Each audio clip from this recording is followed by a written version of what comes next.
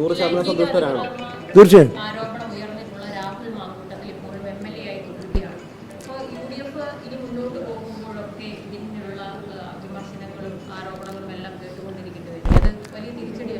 ഇല്ല, ആ കാര്യത്തിൽ രാഹുലിൻ്റെ പാർട്ടിയാണ് തീരുമാനമെടുക്കേണ്ടത്. അവർ ആവശ്യത്തിനനുസരിച്ചും പഴയകാല കീഴ്വഴക്കങ്ങളനുസരിച്ചും തീരുമാനങ്ങളും നടപടികളൊക്കെ എടുത്തു വരുന്നുണ്ട്. നമുക്ക് കാത്തിരുന്ന് കാണാം. അല്ല, ഇതുവരെ ചെയ്തെടുത്തോളം ആദ്യം യൂത്ത് കോൺഗ്രസ് പ്രസിഡന്റ് സ്ഥാനത്ത് നിന്ന് പുറത്താക്കി, ഇപ്പോൾ പാർലമെൻ്ററി പാർട്ടി സ്ഥാനത്ത് നിന്ന് പുറത്താക്കി, അതുപോലെ ഇങ്ങനെ തുടർച്ചയായി വന്നുകൊണ്ടിരിക്കുകയാണ്. എവിടെ എത്തും? നമ്മുടെ നാട്ടിൽ മുൻ MLA-മാരെ കുറിച്ചൊക്കെ ആരോപണങ്ങൾ വന്നിട്ടുണ്ട്, കേസ് വന്നിട്ടുണ്ട്, FIR രജിസ്റ്റർ ചെയ്തിട്ടുണ്ട്, അന്വേഷണം നടന്നിട്ടുണ്ട്, ചാർജ് ഷീറ്റ് കൊടുത്തിട്ടുണ്ട്, ഒക്കെ ഉണ്ടല്ലോ. അവരൊക്കെ ഇപ്പോൾ നിയമസഭാംഗങ്ങളായി തുടരുന്നുണ്ടല്ലോ. കൂട്ടത്തിൽ നമുക്ക് ഞങ്ങളെ സംബന്ധിച്ചിടത്തോളം അത്തരം ഒരു നിലവാരമല്ല ഞങ്ങൾക്കുള്ളത്, അത്ര ഒരു സംസ്കാരമല്ല UDF-നുള്ളത്.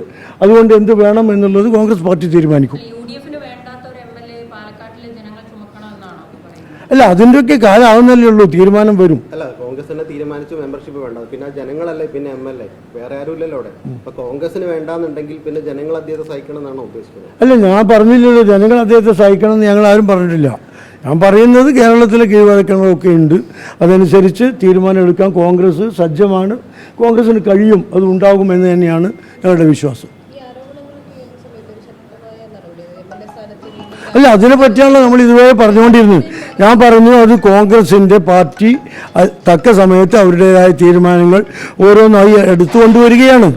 ശക്തമായ മാർക്സിസ്റ്റ് പാർട്ടി പോലും എടുത്തിട്ടില്ലാത്ത ഒരുപാട് MLA-മാരെ കുറിച്ചും ഒരുപാട് നേതാക്കന്മാരെ കുറിച്ചും ഇതിലും ഗുരുതരമായ ആരോപണങ്ങൾ ഉണ്ടായിട്ട് പോലും നടപടി എടുക്കാതിരുന്നാണ് മാർക്സിസ്റ്റ് പാർട്ടി നമ്മളെ കേരളത്തിൽ അനുഭവമുണ്ട്. അതിനൊക്കെ അപ്പുറത്തേക്ക് കോൺഗ്രസ് പോയിട്ടുണ്ട്. ഇനി നമ്മൾ കാത്തിരിക്കാം. മാർക്സിസ്റ്റ് പാർട്ടിയെ പോലെ അല്ലല്ലോ കോൺഗ്രസ് പാർട്ടി. അല്ല, അത് വരുമ്പോൾ നമ്മൾ നോക്കാം. സാങ്കല്പികമായ ചോദ്യങ്ങൾക്ക് നമ്മൾ ഇപ്പോൾ എന്തിനാണ് ഉത്തരം പറയുന്നത്? അത് വരുമ്പോൾ നമുക്ക് കാണാം. ഓരോ ഘട്ടത്തിലും അതിനനുസരിച്ച് പ്രതികരിക്കാൻ UDF-നും കോൺഗ്രസിനും സാധിക്കും.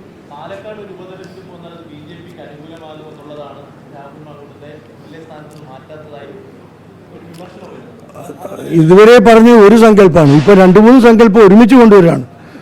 പുഴയിലെ വെള്ളം വറ്റി, അപ്പുറത്തെ നായയുടെ തുകല് പൊട്ടി, അത് ഇക്കരെ കടന്ന് എന്നെ കടിക്കുമോ എന്ന് പേടിച്ചുകൊണ്ട് നടക്കുന്ന ഒരു സിനിമയിലെ ഒരു കഥാപാത്രമുണ്ട്. അതിലേക്കൊന്നും നമ്മൾ പോകണ്ട. വരുന്നത് സമയത്ത് അതിനെതിരെ പ്രതികരിക്കാൻ UDF സജ്ജമാണ്. അതിലൊരു കക്ഷിയാണ് മുസ്ലിം ലീഗ്.